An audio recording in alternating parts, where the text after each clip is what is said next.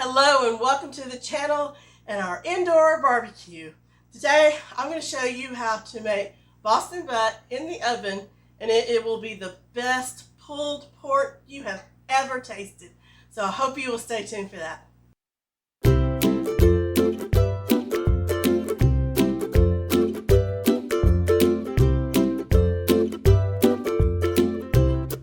So glad you stay tuned to find out how to make the best pulled pork you've ever had. Actually, my husband and I, and we've had plenty of comments when we've taken this places, it's better than restaurant pulled pork. So I hope you will give it a try and comment below on what you think. So we've got two roasts here because we like to cook a lot of it. We can freeze some of it for later. You know, we can freeze it in sandwich bag so we can have just a sandwich portion, or put it in a bigger bag so we have a meal portion. So however you like to do it, we're also going to share some of this with some friends. So first thing first, I cut up an onion. I didn't dice it. I just cut it up and separated it into pieces. So once you've done that, you're going to kind of score and make slits into the roast. So just kind of go down in here, kind of go deep, and just make, you know, about 3 or 4 in each roast.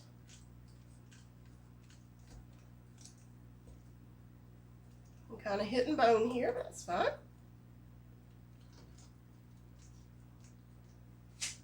Okay, let's do this roast here.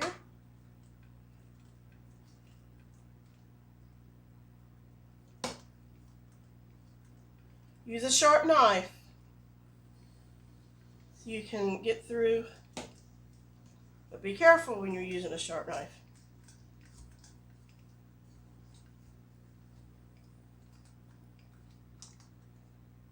And this is a bone in, and I recommend using a bone in because you actually add flavor to your meat, and then we'll show you what we're going to do with that bone later. So, okay, I've got my slits in. Put that knife away. Now we're ready for our onion. So just generously poke it in as much as you can. This will add a lot of flavor. And face it, when you're cooking, that's what you want. You want lots of flavor in your food. Now, we do this in the oven. We had a smoker that my husband built, and Hurricane Sally kind of destroyed it a couple of years ago, and we just haven't replaced it. He plans on building another one. And so you can do this in a smoker, but if you don't have a smoker, the weather's bad, you know, you planned on having a barbecue and smoking some meat, but the weather's bad. You know, so you could do this in the oven. Make sure I'm saving some for this one. So this is just 1 large onion for both roasts.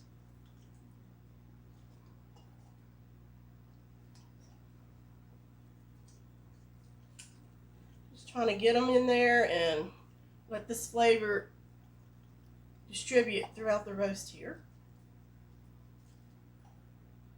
And I promise you, this is the best. One of our favorites.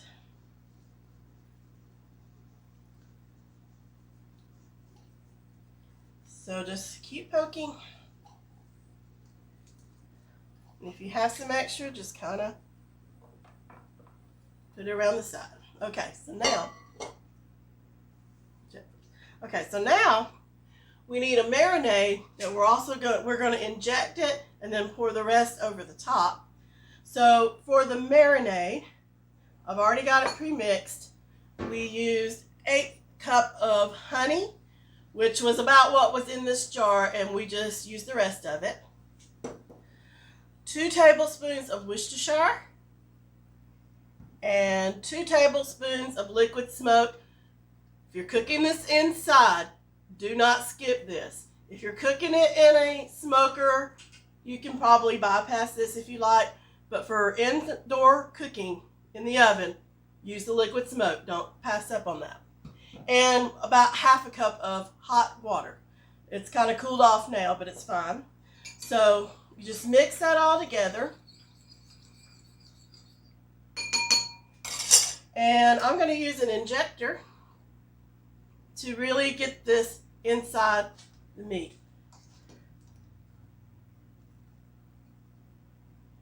So you want to go in different areas of the roast.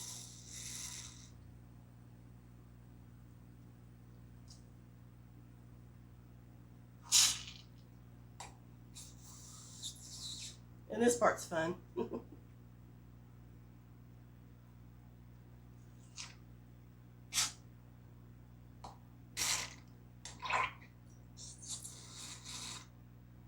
Just make sure you get several areas.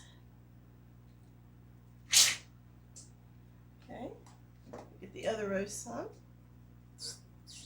It needs some leaven too.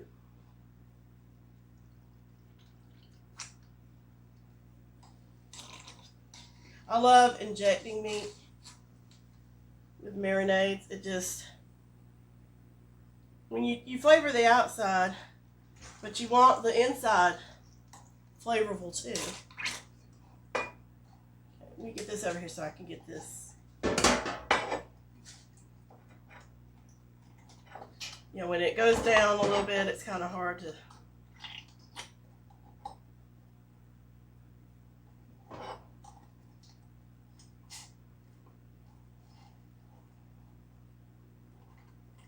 Get it in the injector.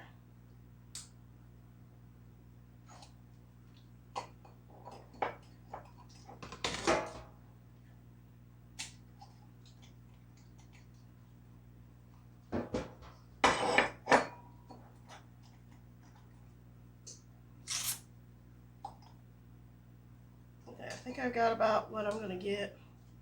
I need to inject a little more in over here, so I'm just going to. And don't worry that it's spilling over because we're going to rub it on there anyway. Okay, so we've got that injected, so I'm just going to rub it over the top. Okay, so this will be good. So now we have a dry rub. I've already mixed it up, and the dry rub consisted of about a 1/4 cup of brown sugar, 2 tablespoons of applewood rub, 1 tablespoon of Everglades, love this stuff, a tablespoon of mango chipotle, love this stuff too, a tablespoon of honey garlic. Most of these you can get at Walmart or the grocery store. You can find this at the grocery store, but I recommend ordering it directly from the company. So I got all those dry ingredients in here, and I just kind of mixed it up with a fork.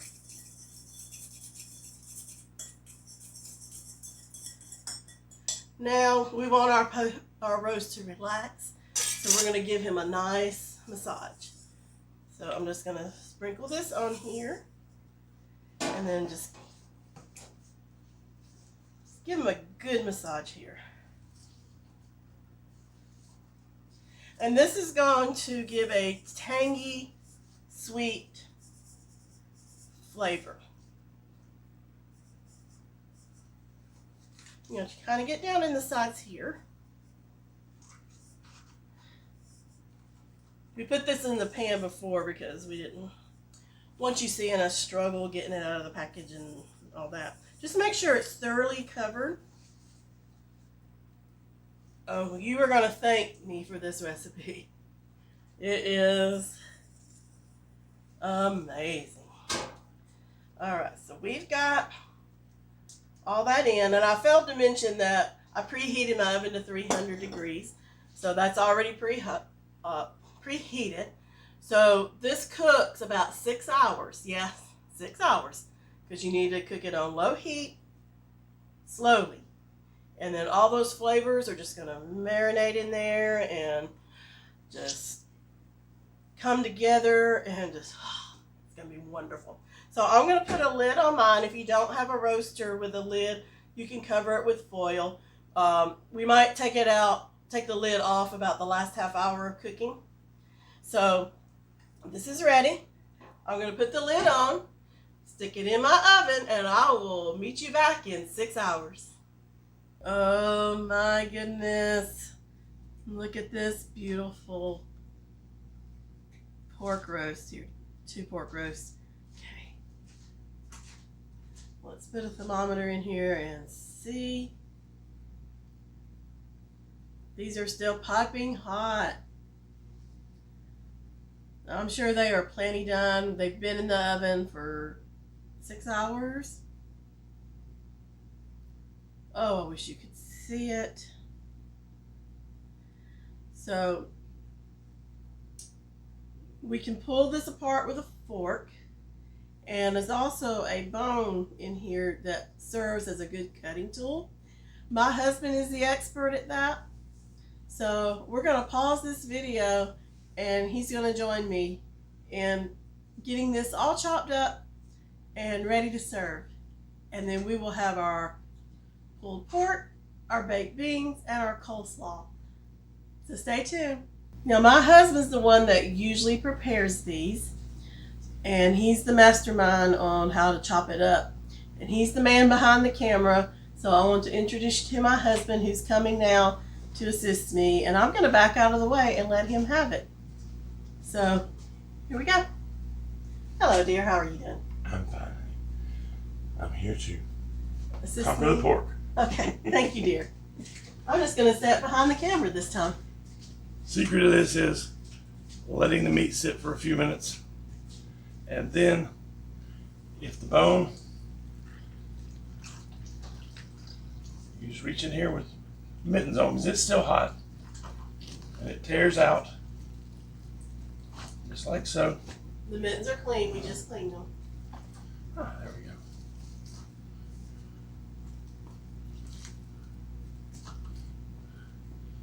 A nice blade. You see which one of these two is going to have the better blade. I think this one. I grab it with the mitts, and I just stand here and I use it just like a caveman would. And smash it until it turns all nice and Chopped up. shredded up.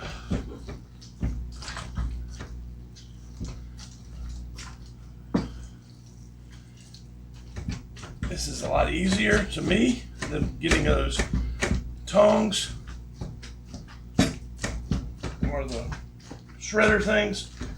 This does as good, if not to me, a better job. But it is tender enough to use forks. Oh yes, you can use forks on it. This just makes it a lot faster.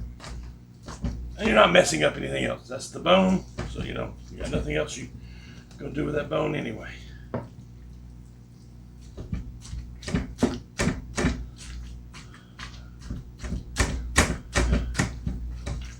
Just gotta wiggle it in there like that, twisting it, wiggling it, and twisting it.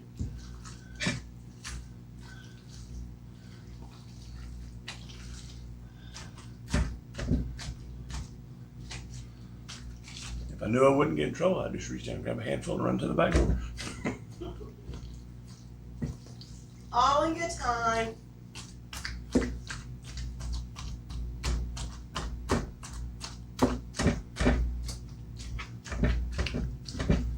And you can keep shredding on it and shredding on it and shredding on it until you have it to the consistency that you want.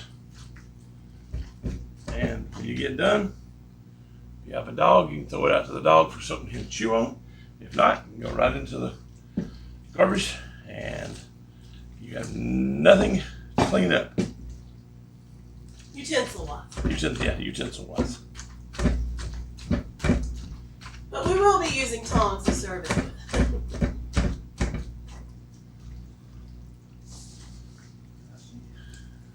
Just keep grabbing and turning it over and shredding it.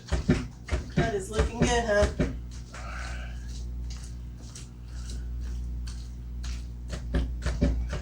It just comes apart. Very little fat on there. Very little fat. It's very juicy. This is better than any pulled pork I've had at any restaurant. And I've had some good pork. That's basically it at this point. This is all ready to go. And we gotta taste it. I'll let you do the honor since you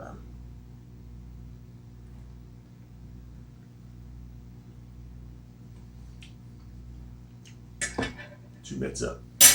Good job. Well, I hope you enjoyed this video. If you did, please give it a thumbs up. If you try this, please let me know, because this is the most delicious pulled pork you will ever have. I promise you, you will love it. So if you have the time to spare, it does take 6 hours to cook in the oven. Probably about that time in the smoker as well, if you have a smoker. Like I said, our smoker got damaged in Sally, and we haven't built a new one, so we use the oven. And it turns out wonderful. It's nice and juicy. It's not dry like most smoked meats are, but it does have that wonderful flavor. It's just amazing. So let me know if you tried it. Give this video a thumbs up if you enjoyed it. And don't forget to subscribe if you are not subscribed already. And share these videos. It would do us an honor. So until next time, I hope you have a wonderful day. God bless.